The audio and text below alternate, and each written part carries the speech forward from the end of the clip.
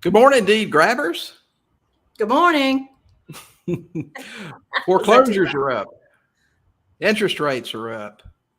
Gosh, a lot of opportunity out there, isn't it? Can't wait.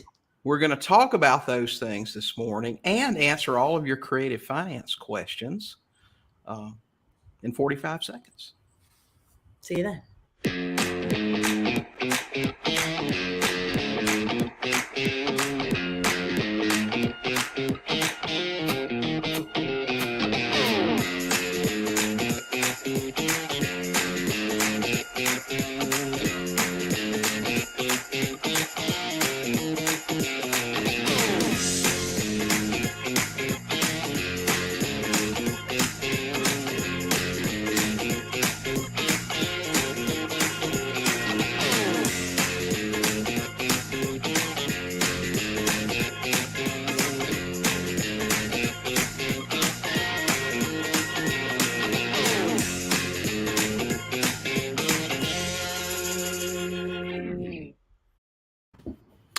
Good morning, everybody. Good morning, Princess Jodi. I know. We've got Wiley the goat with us this morning too. That's right. So, yeah, it's got Wiley back there. Phil's gonna like that. Yeah, that's right. He's on live. That was a really cool birthday gift that Phil. It was super, super thoughtful. Yeah. I don't know. I think I have the thing turned off, but it has a bunch of voice clips of William. So like when you press it, it's William giving real estate advice. Yeah. So I can listen to myself anytime I want to without even talking. So, we got a lot of topics we're going to cover this morning when we get started. Hopefully you guys can share your thoughts on them. And we're also going to answer your questions throughout this hour. So if you've got real estate questions, subject to or creative finance. Well, I think we have the title as Q&A, but like we're going to have a little convo and stuff in here too this time. Yeah. Not solid Q&A. Right. So, get to hear our ramblings. If you're checking us out on Facebook, we'd love to ask you to watch us on YouTube if you can. It's a little bit more interactive. And you can subscribe over there. We've made it really easy now. Just go to sub2tv.com. We're all uptown now, so go check us out over there. Yeah. We're super fancy. That's why I'm a princess now. Yeah, that's right. We are super fancy. If you're looking for real estate coaching, affordable coaching, you can also check us out at $7coaching.com for the price of that Starbucks coffee that you get every day. You can get a full month of getting your questions answered and just getting a whole lot of information on how to buy houses, how to sell them, how to do all that stuff. You can find a better deal on creative finance coaching. I want you to let me know about it. I've been saying that for 6 months now. Nobody's let me know yet. So not yet. I'm guessing we're the best deal around. So go check that out. And then we've got other products at Sub2 University. That's our training portal now. We've got a lot. We're actually coming into the 21st century, I guess, with digital stuff. Thank you. You're welcome. Yeah, I know, right? Jodi's been telling me that ever since I met her. You need to get out of the paper course business and get into the digital stuff. Digital. And plus we have 3 or 4 that'll be in the next few months, right? Mm-hmm. Something like that. 3 or 4 new courses. So we're making courses and trying to teach people how to get out there and use this information. Speaking of information, have you guys checked out what the latest 30-year fixed rate interest rates are? If anybody knows, let us give us a comment in here. Have you taken a look at that this morning? It ain't pretty. Yeah, they're over 7%. These are weird. We were going to see if somebody would tell us. Oh, yeah. It was a quiz. Yeah, right. Well, anyway, now you know. So 7.013% for 30-year fixed. FHA and VA is a little bit lower at 6.65 and 6.67, but it's still super high. And it's fixing to go up to whatever by the end of the year. Well, they're projecting another 1.5, so we're looking at somewhere around 8.5 by the end of the year. That's if you can crazy. believe that. That is been a fast incline. It's been a while. And just to give you some perspective on what this means, if a borrower bought a $300,000 house 6 months ago at 3%, their payment was $1,265 a month. Right now, today, if they bought that same house, their payment's $1,996, and by January 1st, that same house is going to cost them $2,300 a month. So, you guys What do was the the first math. number? 12 something. I'm sorry.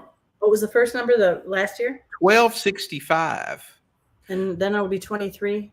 2307. Think about that, boys and girls. Almost double.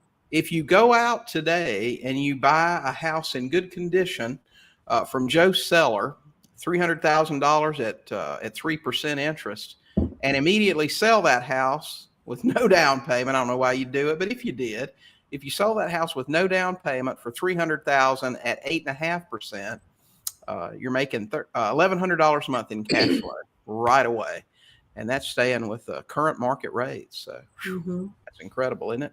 Going to be a lot of money to be made over the next few months.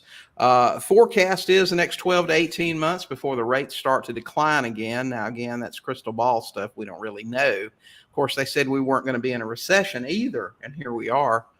Well, what does that mean? Well, foreclosures are up 218% since January, with Ohio leading the pack with one foreclosure for every 1,900 houses in the state. That's a real opportunity. But if you guys want to actually see what your foreclosure rate is for your state and all across the country, you can actually just go to sub2deals.com/foreclosures, and that'll take you to an article that'll explain everything and tell you where your state's at and what the projections are for the next few months. So you guys go check that out. Let's see who we've got commenting this morning. We got hanging out with us. Hey, Kelly, good to see you. Kelly wants to know if you can talk a little on how to talk with realtors on sub-2 deals, listing agent of the property. So Jodi was actually a broker for a while. You want to offer some perspective on that, the best way to approach an agent that's got a listed property? You got to remember that when I was an agent, I thought sub-2 was terrible. So I'm really maybe not the one to ask as an agent. I never did that. That was sub-2 is a thing. I was like, I don't know anything about that. I didn't do anything like that, and no one asked me either, honestly. So I don't. I got nothing. Yeah. Well, I'm sorry. But you might, because you've talked to realtors. I, as a realtor, I didn't talk to people who asked anything about sub-2. Sorry. My thought on this is that in the coming months, realtors are going to be a lot more open to creative finance. Now, I would certainly target realtors that had listings that had been on the market for a while and hadn't sold. Those would probably be the first ones that you'd want to approach with something creative, because I'd say 90% of them right off the bat are going to say, oh, that's not legal, or we can't do it, or the seller will never take it. And then they don't even know. And in that case, if the agent refuses, and we just had this conversation in Little Rock at Randy's RIA there, where we had an agent that's really, a pretty big agent and also investor, confirmed what we all already knew, that agents are bound to present any offer that's brought, forth, unless they've already been advised by the agent, by their seller, not to even entertain them. So when the agent refuses to present your offer, then I have no problem at all going around them at that point and say, hey, Mr. Seller, I talked to your agent. I might have a possible solution for you, get your house sold. She refused to present it. Are you interested in talking about it? So, yeah, it's going to be, like I said, target the ones that have long-term listings that haven't sold and say, hey, you've had this house on Oak Street. It's been listed for 4 months. It hasn't sold. What's wrong with it? Open up that conversation and say, okay, well, I don't know if seller's open to it or not, but we have a way we can buy the house, get it bought pretty quickly. Are you open to talking about something creative? And then just give them what you got and see what they say. The worst they can say is no. Right. Well, they could actually probably say something a lot worse than that. And we've heard that before. or, Not so much but from the agents, but yeah. yeah. But I'll tell you, our experience just a couple of years ago. This was pre-COVID. We put a post in Facebook Marketplace, or a couple of them, that said we're looking for agents in Colorado Springs. We want to buy about a dozen houses here this year, and we want to work with agents on some of them. And of course, we had, I don't know, 50 or more contact us, and then we had a quick 3 or 4 minute conversation on the phone with those to really tell them a little bit more about what we do. And that weeded out a bunch, because the minute you say anything creative, most of them run for the hills. But then and they didn't need it that bad either then. Mm-hmm. It was hot there. Yeah, I guess it's been hot there since the beginning of time. But even in that crowd, we had coffee with about a dozen, and of those dozen, we actually had 3 that wanted to work with us. One came back a couple of days later and said, "I really want to do this, but my broker won't let me." And then 2 actually started sending us prospects. Well, so 1.5.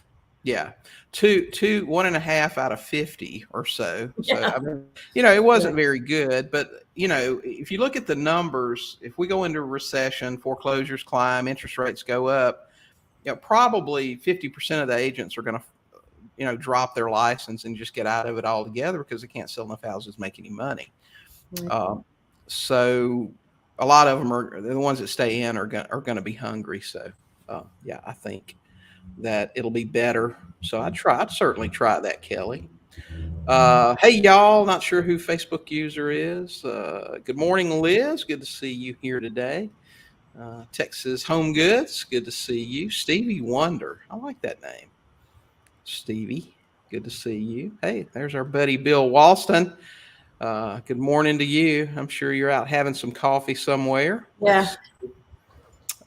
We got John Evans. Good morning to you. There's our buddy Matt Smith. Good to see you here today. And let's see. Were you receptive to potential buyers for seller financing in general? I've been targeting agents with extended listings. Were you, as an agent, Jodi, I think he's talking to you, were you receptive to potential buyers for seller financing? I'm not real sure. Well, is that what he's talking about? I think what he's asking you is, as an agent, were you open to people presenting an offer where the seller financed it? Did you get many of those offers? Well, again, I really wasn't. I didn't act like an agent. Know what I mean? I listed my own properties. I used it for research. I did not really take other people's listings. I took listings for one investor, and he just needed cash, so we didn't really do that. So, right. I wasn't your typical agent. I had a license for 7 years in Wisconsin, and I had a license for 2 years in Colorado, but I just didn't. I used it as an investor. So I didn't have that happen, but I would have been open to it if I was but that's because I know about it. Right. Yeah. The sad reality is most agents just aren't going to be. They're not educated on it. They don't know how it works. What I would probably do, and this is going back to, I think, Kelly's question, and may help a little bit more, I would probably go to my local RIA and talk to the agents that are there, because they're going to be just and not only that, make your offers through them to the listing agent, because they're going to be able to speak that language. Right. They're the bridge gapper. Gap bridger. Right. They're going to be able to speak that language and also call that listing agent out on any BS, like, oh, I'm not going to present that. But you need an aggressive one. I'm telling you, that was one of the things that we did when we were interviewing. We were looking for agents that weren't afraid. And we actually even asked this specific question: are you afraid to present a creative offer to another agent who may not be open to it? And the one girl that we really wound up working with, she wasn't afraid of anything. No, she's like, I'll do whatever. I don't care.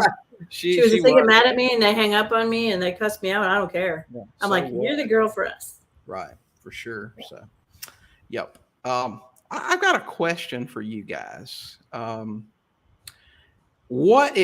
everyone on here that hasn't bought a house yet, and specifically sub 2, just throw some things out here. Now, I ask that question to my email list occasionally, so I have a good idea of what you guys are going to say. But what is keeping you from getting there? What specific is it that's holding you back?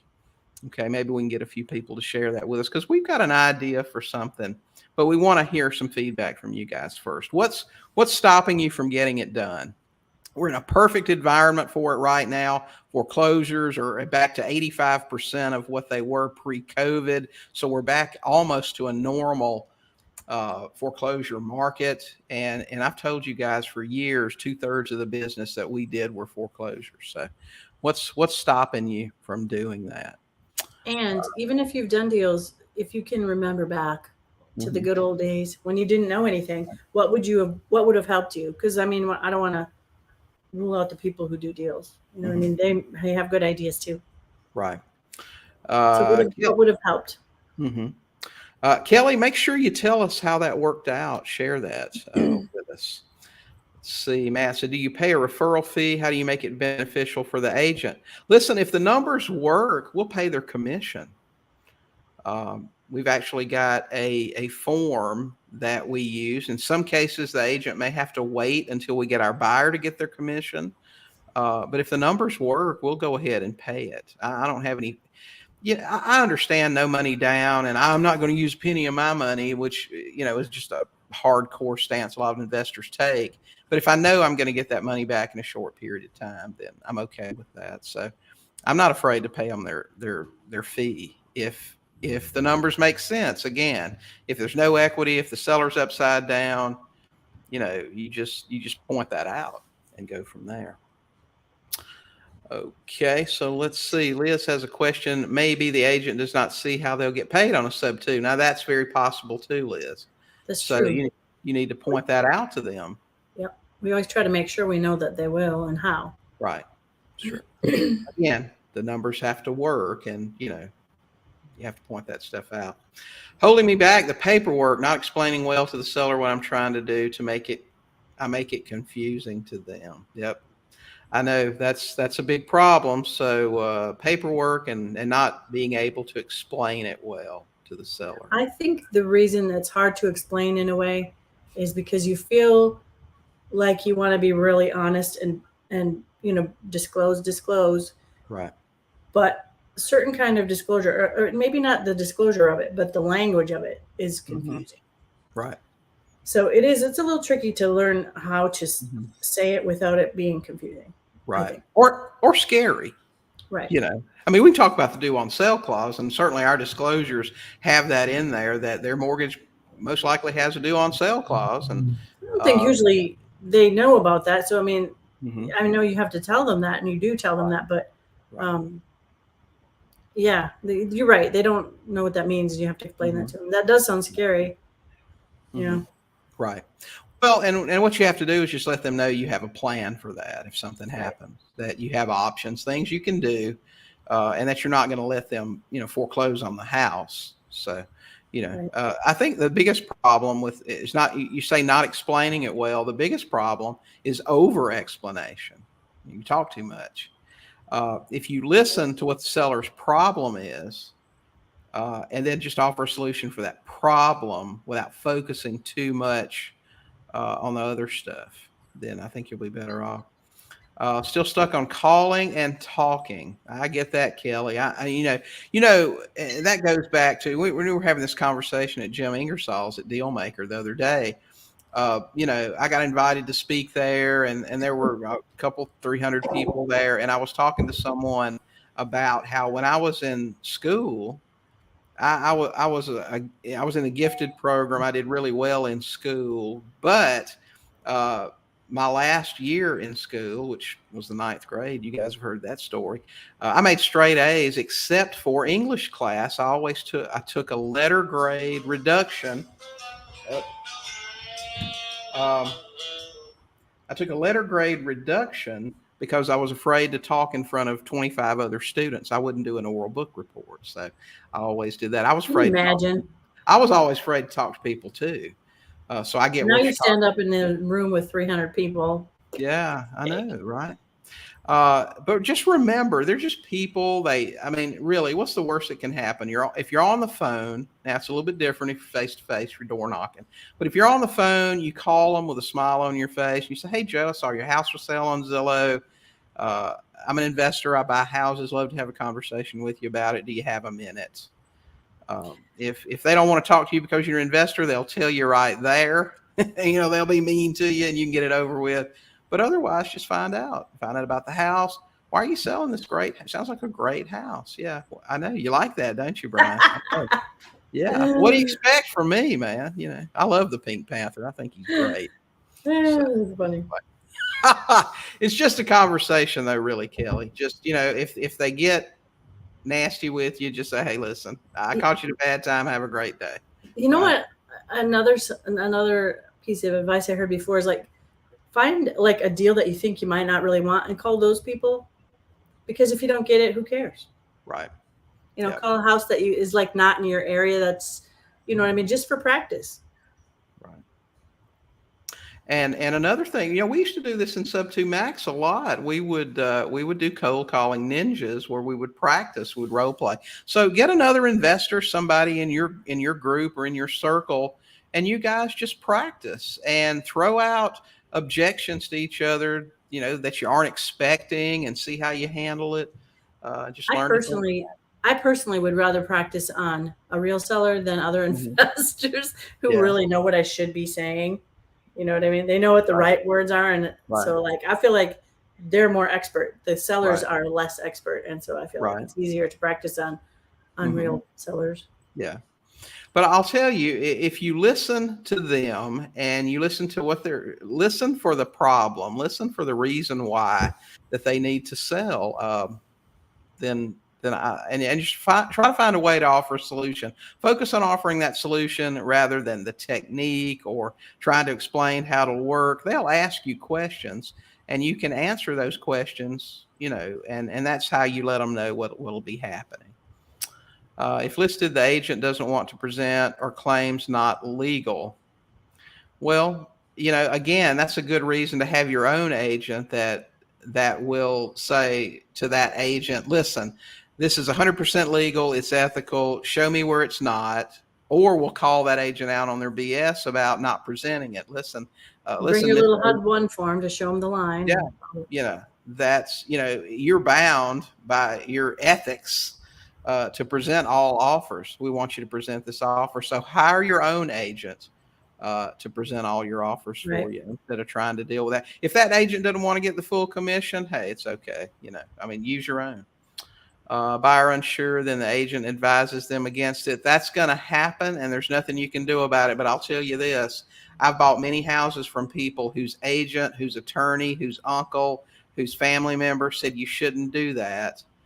But your answer to that is, well, I get that the agent said you shouldn't do it. Is she going to make your house payment for you when you move next week? That's the best comeback. Right. Is she going to do that? Your attorney doesn't like it. Oh, is he going to pay her? Is he going to take care of this for you? Right. That's right. Is he going to do that? Okay. So what's up, Tingles? Vincent from Houston, formerly of California. Hey, Vincent, how you liking Texas? You liking Texas better? There's Lindsay. We met Lindsay in Little Rock. Yeah. She and her husband Bo, and Bo, he's an attorney there, a real estate attorney, and I think we're going to do some stuff with him. Have him on Go Talk or something, right? Yeah, to talk about how he's experienced in all kinds of things: syndication, probate, just real estate closings. So he's going to have a lot of good information. Lindsay sat on the front row at. But you got picked on because that's where you don't sit. That's right. You never sit on the front row. You know why? Because that's the only name tag William can see without his glasses. That's right. Yeah. See, and I would wear my glasses, and here I am with them today. It's getting so bad I just have to wear them. So I know. Getting the phone to ring, and I'll tell you, Lindsay, the key to that, if you guys are local, is you want to make sure, and I talked to you guys about that there, because I tried to make a point of shaking everybody's hand and giving them a card of mine, and probably, I'm guessing 2/3 of the people there didn't have a business card. So make sure everybody you meet doesn't walk away without knowing what you do. And those magnetics on your car that you're probably embarrassed to put on there the first time you pick up a $30, $40, $50,000 check, that embarrassment goes poof. You just forget all about it. But anyway, yeah, it takes a little bit. But, if you're working local, you can become the house girl in your area. And then, of course, remotely, it's just going to be a matter of reach out to those people in foreclosure, those Zillow sellers, people with liens or judgments. So that's what you have to do if you're doing remote. But I think you guys are local. Agents are also prohibited from giving legal advice. Well, that doesn't stop them. That's right.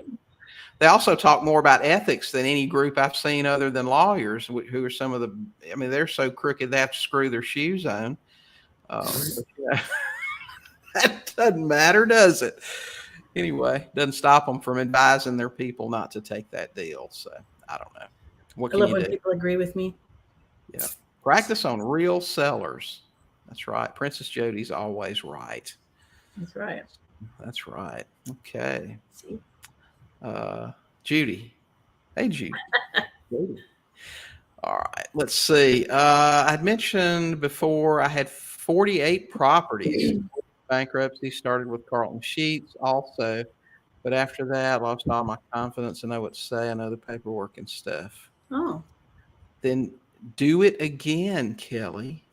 I'm telling you. Just bite the bullet one time, and all of a sudden the fear will go away again, or the confidence will come back. Yeah. Do it again. You've done it once. You can certainly do it again. You have a lot more knowledge now, a lot more experience. You know better than to make a lot of the mistakes that you made with those first 48. I've been there. I know how it works. Okay. You can do it again. So just go out there, get your first seller, get yourself in front of people who need to sell. Zillows are a crapshoot. Some of those people need to sell, some don't. But people in foreclosure, they got a problem with a deadline. You want to talk to those people. All right. So other problem for me is fear of not being able to dispose. Seller wants an amount down that I don't have. Most of my sellers aren't wanting a down payment. They want a solution solved. They want a solution for a problem they have. They want it to be solved. So I don't think they care that it's a down payment so much. It's just if they need something, right, like to move or to pay off their bookie or something. You know what I mean? That's what they need. It's not really the down payment per se. Right. And also say, okay, Mr. Seller, I can do this. And in your agreement, make sure they understand they'll get it when you find your buyer. Okay. I'll tell you this, Matt, if you are absolute on the value of the property, if it's in a really good area, chances are getting a buyer is not going to be a problem for you. You may have to adjust your down payment amount. But get that agreement in there with your seller. Your seller wants $20,000 down. Mr. Seller, I have no problem giving you that. And I can do that as soon as I find my buyer. And just write that in there. If they'll agree to that, then okay. Let's see. Okay, what else we got? What about a seller that agrees to a sub-2, later files for bankruptcy down the road? I've had that happen a few times, and most likely what's going to happen, if they include that in their bankruptcy, you're going to get a call from their attorney asking you what happened.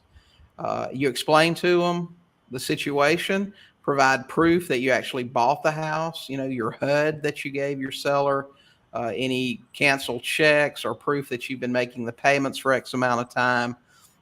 And then most likely you won't ever hear. He'll go, okay, and that's that. They'll remove that from the bankruptcy. That's happened to us on every occasion. Now, if there was an unusual amount of equity in that property, you may have a problem with the bankruptcy trustee later. If they try to, they call it a clawback, they can actually pull that back into the bankruptcy and literally take that property from you. So if you're buying a house that has an unusual amount of equity, the bankruptcy trustee that I worked with the most was in Central Georgia. And she said, unless there's 50,000 or more in real equity, in other words, after cost, we'll have that to satisfy creditors. We're generally not too interested. They're well aware of the cost to hold real estate, sell it, maintain it. So unless you have an unusual amount of equity, you're probably not going to have an issue. Okay. So let's talk about our trip. Guys, we just got back from 10 days, 3,000 miles, 3 real estate. 1,000 miles on each side of a triangle. It was Ooh, the speaking triangle. We left Florida. We drove to Little Rock, Arkansas. We drove to Fort Smith, Arkansas, and then we drove back across to Richmond and then back home. So, but man, we met a ton of investors. Yeah, some great. It was people. really fun, even though it was exhausting. Yeah, it was a lot of fun. The drive is what made it more exhausting. The people that we met were really cool. That was fun. A lot of great people. So I had a good time. If we met any of you guys that are here on the call today, say hello to us. Let us know again what's holding you back from your first deal. We want to tell you about something. I want to get a little bit more information from you guys. And also, if you've got any questions on creative finance today, we'll answer those for you. So, but yeah, we had a really good time in Richmond. Well, let's talk a little bit about our little, I don't know what we called it yet. Almost can't fail giveaway.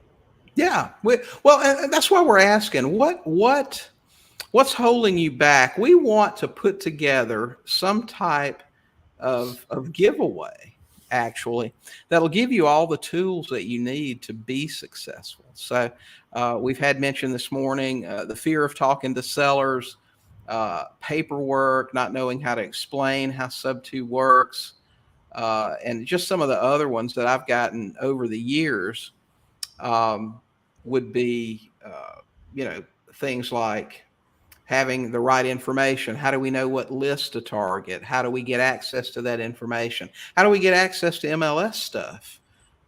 Those are some of the big hangups that people have too. But tell us what's keeping you from getting this done. We've been talking about this for a couple of days. Well, actually a little while longer than that. What kind of giveaway it could be? Well, we have a few components of it already kind of that we decided we're going to include, but we just want to know if there's anything else. We want to give away a package of everything so that you don't have any reason not to do a deal. Right. We actually, I think we've sort of come up with a name for it. We want this to be we're going to make it almost impossible for you to fail giveaway. I don't know if that's what the name of it will be, but that is the gist of it. Right. We want title. We want to make it almost impossible for you to fail at this. I mean, you're really going to have to work at it if you want to mess it up. Well, there won't be any excuses. You'll have everything you need. Right. You still have to take the action. We can't put the action in the package. You know what I mean? Right. You have to take the tools and actually do something with them. But we want to even include a roadmap for how this thing works, so you can actually get out there and do stuff. So anyway, and we want to give this thing away. It's going to be totally 100% free. So that's hard to beat. Yeah. Yeah. We actually, we just spent a couple of days at Jim Ingersoll's event, Dealmaker. And that was really nice. That was one of the big focuses of that from almost every speaker there, was how to really gear your business toward helping the people you work with. And I hear investors give lip service to helping people all the time, but then you see them asking questions in these groups about, I had a seller under contract and they found the money to save their house and they want to back out. How can I force them to sell me their house? That's not helping people. That's hurting them. So anyway, we want to avoid that sort of thing. And I'll tell you that while we're talking about that thing, just so you guys know, if you get a Sub-2 seller on the hook and they decide for whatever reason at any point during the process that they don't want to sell, they're going to keep, especially if they're going to be able to keep their home or do a deal with either by selling it with an agent or whatever that's going to be more beneficial for them, let them go. Don't try to hold them to that sort of deal. If it's better for them, it's going to, be more beneficial for them, then let them have that. So, all right. So we got a few more questions. We do. Okay. Let's see. There's another paperwork that covers roadblock. all the contingencies. Gosh, there's always something new, though, isn't it? I think we've got that stuff Well, I think down. most things are covered. I mean, Mhm. after, well, you've been doing it for a way longer than me, but I mean, I think you've pretty much encountered every situation or problem that you need covered. So Yeah, I feel think they're pretty mostly there. confident in that. I mean, you know, our paperwork, of course, it's been modified over the years. As you run into new situations, you add something new to it. Well, you know, and the other thing is if there's something that comes outside of that scope or whatever, I mean, you can ask us, you know? Right. Or add it yourself. You know, just make sure with your attorney that that's okay. There's no reason you can't have that in there. Right. But I mean, ask us ask William what his recommendation is. You know, talk to an attorney or just add something or whatever. So yeah. Let's see what this one is. Okay. If you get a client who's ready and willing, but he has an auction sale soon, what's the best action to follow? Well, it depends on how much time you've got. Sorry. You know, we've bought houses from sellers literally a day before the auction. Now there's a few things you need to have in place to make that be able to happen. You've got to be able to get title work done very quickly. You've got to have some contacts with the attorney so you can get payoff and reinstatement stuff. And some states actually have a timeline. Like Colorado, for example, they didn't even have to work with you as it got down to the wire. Correct.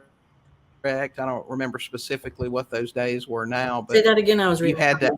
I'm sorry. You have to in Colorado. You have to ask for that.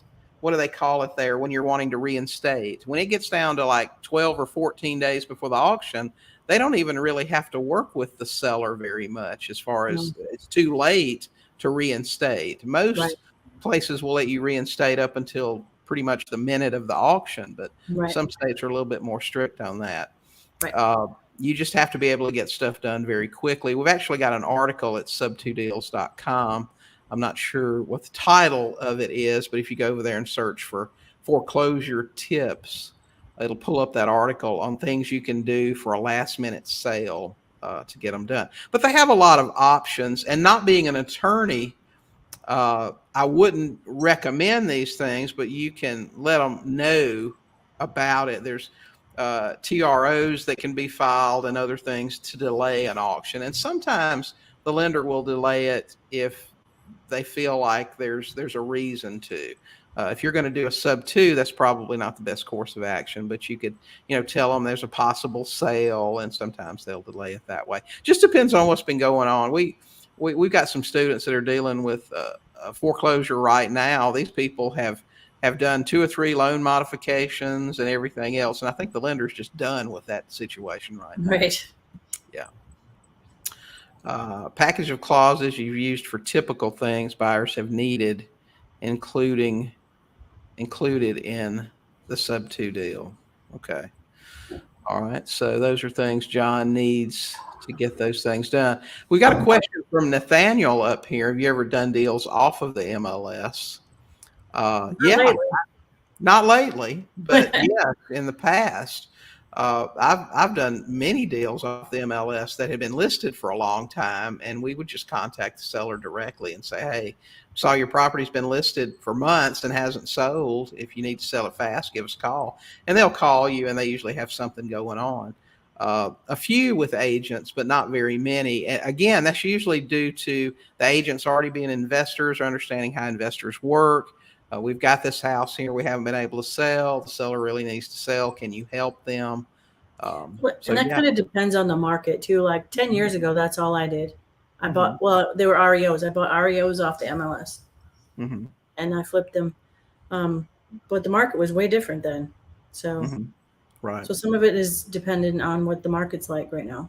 I couldn't do that now.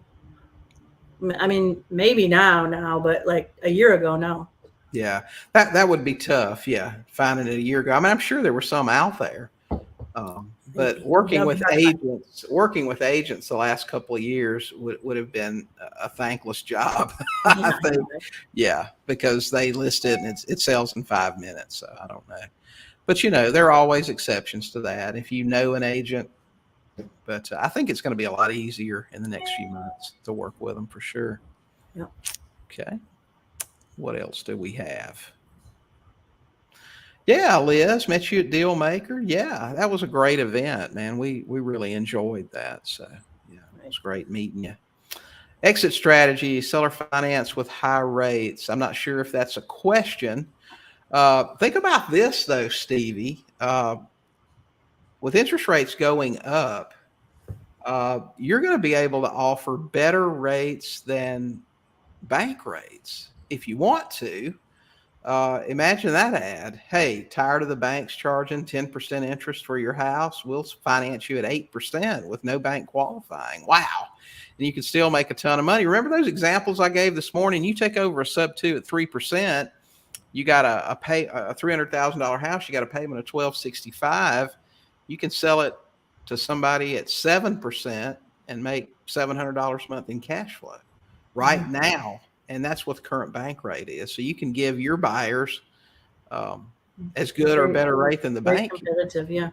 I mean, that's opening up an entirely new market of buyers for us. For years, we've, seller finance homes have always been like the payday advance companies. You know what I mean? But it doesn't have to be that way anymore. Now, how long that'll last, we don't know. Where they don't quite cut it for qualifying. Yeah, for sure. Now they can be great qualified, Right. So, back to foreclosure, foreclosure rates, like I said earlier, at 85% of pre-COVID. So we're almost back to normal market rate, foreclosure rates now. So there's no reason to not be talking to these people. And with the number of buyers in the marketplace going down every time the interest rate goes up, buyers drop out of the marketplace because it just costs too much. We're just going to wait until the money's cheaper. So their options, those sellers' options are limited. You need to be out there knocking on those doors. We actually met one of our new Max students at Jim Ingersoll's event, and she was talking about going out there knocking on doors. And I think they just bought a house with a six-figure, what's going to be a six-figure profit just by knocking on the door. Yeah, it's pretty amazing. She seems quiet, but she was like, she's a go-getter. Yeah. And, that's funny because everybody says, oh, everybody's got equity. Nobody's going to sell to us. Well, these people have over $100,000 in equity, but their situation is such that somebody knocked on their door and had a conversation with them. And they said, yeah, you can have it. It's pretty interesting. Right. So, all right. We got anybody else? Hey, good morning. So glad met this fella in Little Rock, and we had a good conversation. We enjoyed having y'all. Well, it was great. Randy's got a great group. He really does. So. Oh yeah. Sure. So. Okay. So again, you guys, tell us what's holding you back. What's stopping you from doing your first deal? I'm going to remind you, if you haven't subscribed to our YouTube channel, to do that. We release a bunch of videos every week.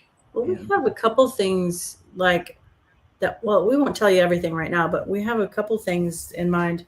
I mean, it's going to be like a big package. You know what I mean? Right.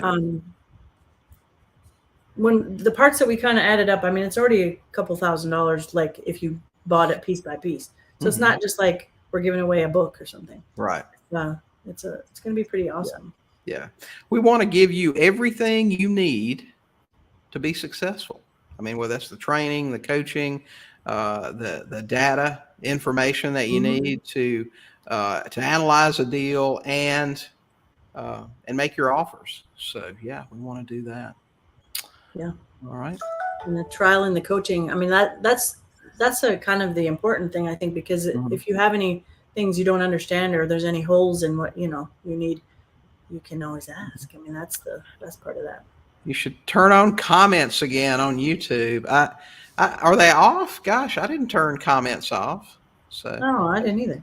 Looks like they're commenting there. Well, I mean, I think he means on the other videos. Oh, well. The live one is different. The live videos are different, but I don't know. We'll check it out. Yeah, we'll check that out for sure. Okay. Nathaniel's got a question here, I believe. Oh, yeah. Yep. Do you have a blueprint or a target list on how to get your first deal available? Well, I'm sure we've got some stuff out there. Let me see what we've got. I know this package that we're going to put together is going to have all of that stuff in there for sure. We have a couple different things. I mean, depending what he's talking about. Mm-hmm. Yeah. I mean, we have the 90-day action plan, if that's one of them. Right. If that's what he's asking about, or the 12 house blueprint. I don't know. I'm not sure exactly what he's asking about. Mm-hmm. Right.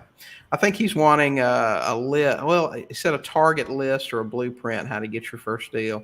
Give us a little more information on that. Yeah. Matt said on certain videos, he couldn't leave comments. Oh, that might have been an accident, by accident. I don't know. We'll get that fixed. We will get that fixed for certain, Matt, today. Okay. What Kelly says, she needs a VA.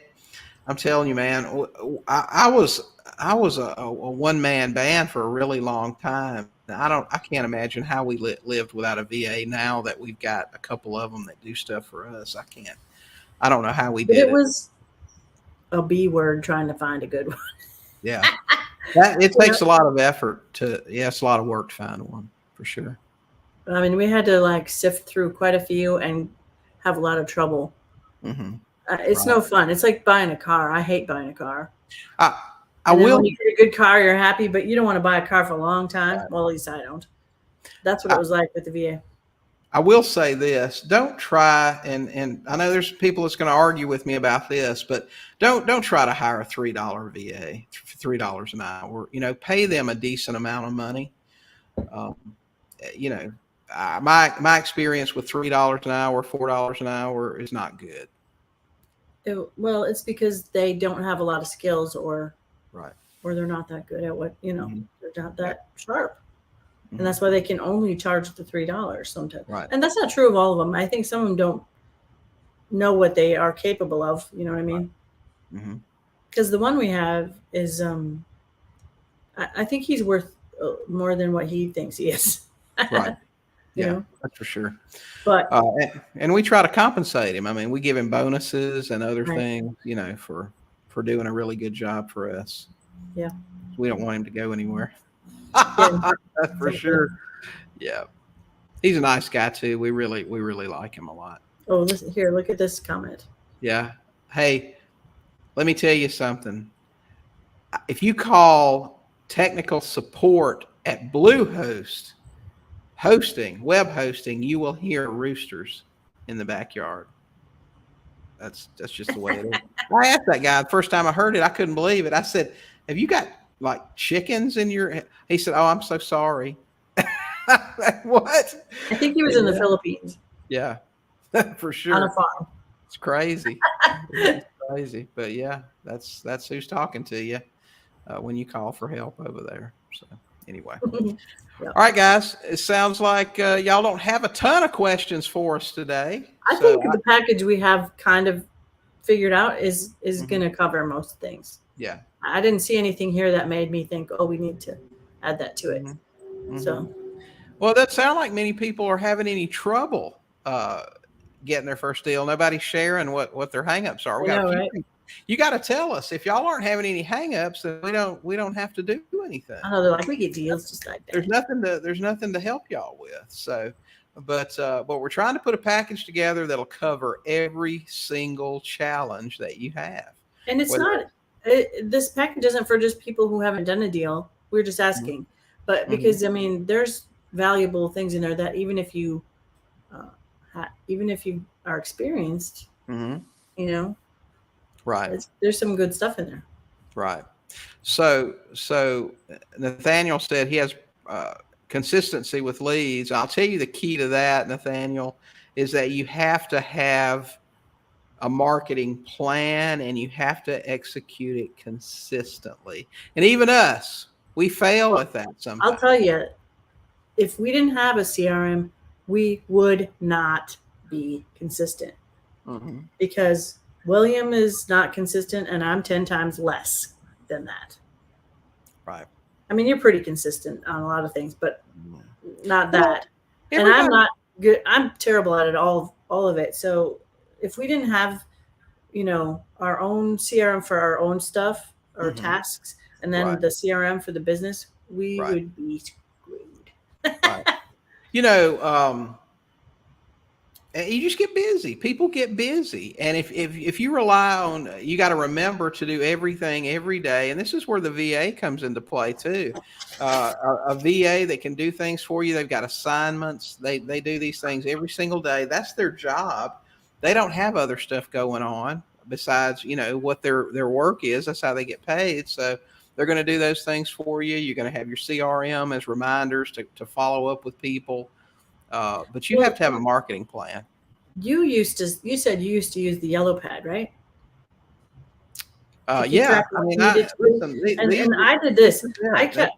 Well, mine's works because I would have torn off pieces or the back of a letter, a envelope that's open from a bill or something. I'd write notes on that stuff. And then when I needed it, heck, if I knew where it was. So, I mean, it was everywhere. It was a mess. Right. Mm-hmm. So for sure, this has been I'm like, why didn't I do this 100 years ago? Right. So Matt asked how much the package will be. That's the thing, Matt. We're going to give something away. We want to give somebody the almost impossible to fail package. Just give it away. And we want it to have everything that you need. So we're asking for ideas. What do you need? What's stopping you? So we can make sure we got all of that stuff covered. So there won't be any excuses. I feel like if we were to take that same package and sell it, what do you think it would be probably? Well, just the price on the things we've talked about putting in it already is almost $3,000. Right? So, and I don't more. know. So, I mean, we're probably talking about if we sold it, it would probably be $5,000, I would say. Mm-hmm. Well, I'm sure there'll be a couple of other things that'll be added. I mean, I've gotten some ideas this morning, whether it's, 20 hours with a VA to get you set up on doing some things. Maybe it's a CRM included somehow, some way. I don't know. We haven't decided yet. That's what we're asking for ideas. So the giveaway will be one, maybe $4,000 or $5,000 package. Yeah, right. Well, we want to find out what everybody needs. Okay. Let's see. We're running out of time. We probably need to. Is it going to be videos? No, not really. I don't know at this point if there will be any videos. Well, I mean, if there's a course included, that may be a video course, but not all of it is like that. No. Right. It won't be just videos. I know we're running out of time. We got to finish these questions. Mine's a rap side, taking it under contract without having the money to dispose. Listen, Matt, if nothing else, let me tell you, this is what you do. You're sitting in front of a seller that we're going to have somebody knock on the door here in a minute. I guess he's just going to have to wait. You're sitting in front of a seller who wants to give you a house. You run the numbers. You think it's a good deal. You write it up, giving you X amount of time for due diligence. Part of your due diligence is finding a buyer. If you don't have the access to funds to make that deal happen without your buyer right there, then you're going to have to let it go if you don't pull in that buyer during your due diligence period. That's it. I'm going to go check on that door. Okay. I'm going to let you do that. So that's what you're going to have to do, Matt, until you get a partner that's got money or whatever else it is. Okay. Okay. You mentioned the action letter present to the bank to get a line of credit. That is a business plan. And that business plan, that's what I use to get lines of credit. That's what I used to get lines of credit when I got started. So a business plan might be what you need. We've got one at Sub 2 University. If you want to check that out, it's the exact one that I used. It's a pretty good business plan. Jay says, in my head, I keep hearing in a rising interest rate environment, lenders will call the due on sale. This keeps me from doing this method, but I like your style. Well, thanks, Jay. We've been having this conversation a bunch lately, and actually I made a post the other day.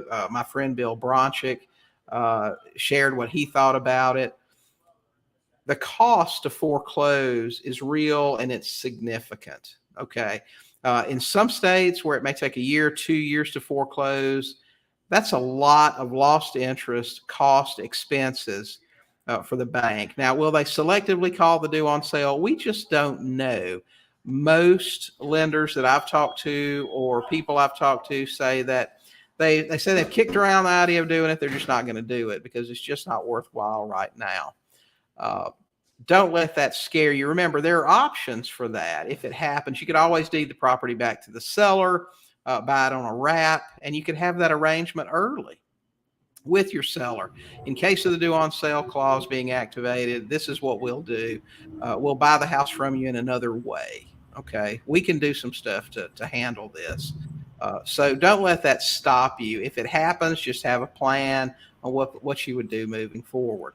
If I had banks contact me about the due on sale clause, the first thing I would do is say, listen, Joe couldn't make his payments. I stepped in. I've been making his payments now for 2 years. The loan's performing. You've been accepting my payments all this time. Are you trying to tell me that now you're going to take some action? I would argue that the fact they had been accepting my payments all this time could be a problem for them if I wanted to pursue that. Worst case scenario, I would say, okay, what assumption fee do you guys want? What do I have to do to move this over into my name? And that I would have, in other words, I would keep the bank engaged. I wouldn't just bury my head in the sand and go away. We would pursue every option we had to until we found a way to solve the problem. And if that's deeding the property back to the seller and buying it another way, then that's what we'll do. Don't let it prevent you from making money in this market. You know the statistics on how many people get in car accidents every day, and yet I'm willing to bet every day you get in a car and drive. So just don't let that happen. What else we got? We got 3 minutes left. We got a smart aleck in the crowd. Phil, there's no such thing as due on sale insurance. Forget it.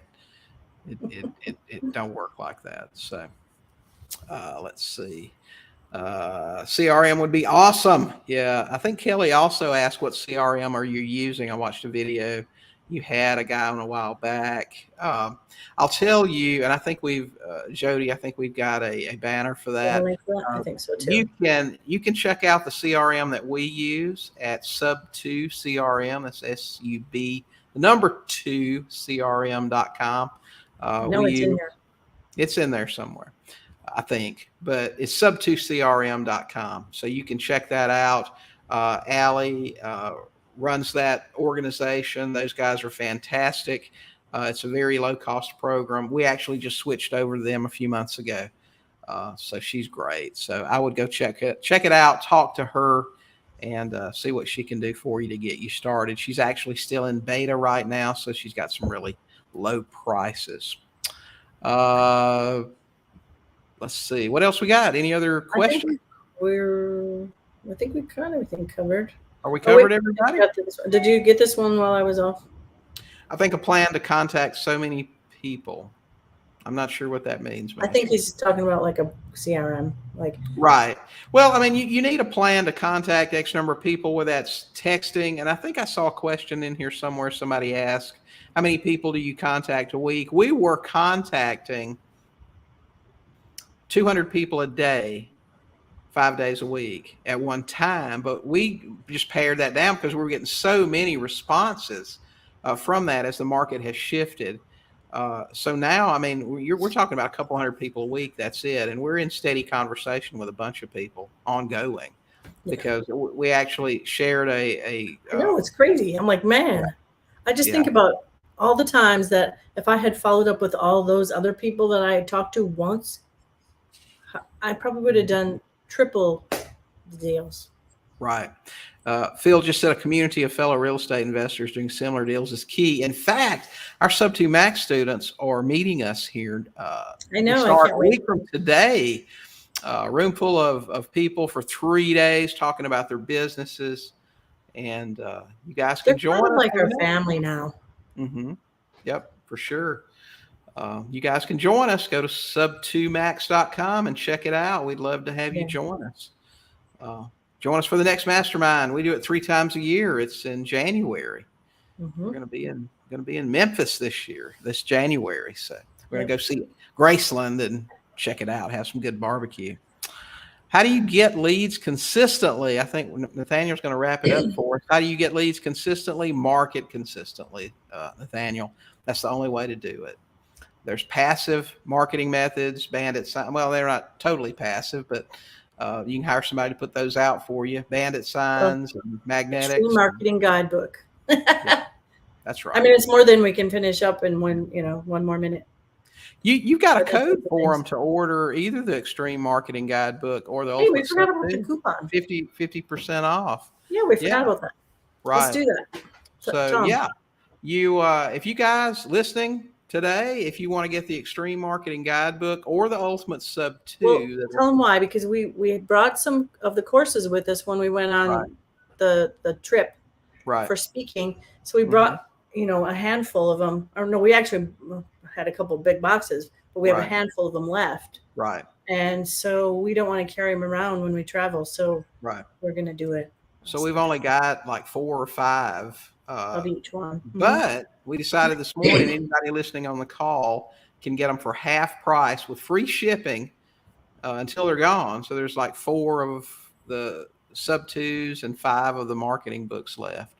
So did you put a banner for that? I didn't. Well, I'm gonna do it. So you're gonna have to do it. You guys are gonna have to go to, and we got this other banner that's up right now. I don't know. You guys are going to need to go to Sub 2 University, and you can use the code Goat Talk and get 50% off until those are sold. Once those are sold, we're done. So sub2university.com. Use the code word Goat Talk to get 50% off. You guys that hang around know we don't discount our stuff very often. It's already this is only because we don't want to haul them around in the car when we move because our car's full. We're going to be moving. We're going to be moving in a month or two, so we don't want to have to carry. I guess I should have put 50% off on there. Yeah, 50% off. Goat Talk. So, all right, guys, that's it. We appreciate you joining us. Don't forget to subscribe to our YouTube channel, and I guess we'll see y'all next week. Hey, let me put that back up so that it's on. You got to put it back up? Yeah. All right. There you go. 50% off. That's not everything. That's not everything. Just the 2 books that we have here. The Ultimate Sub 2 and the Extreme Marketing.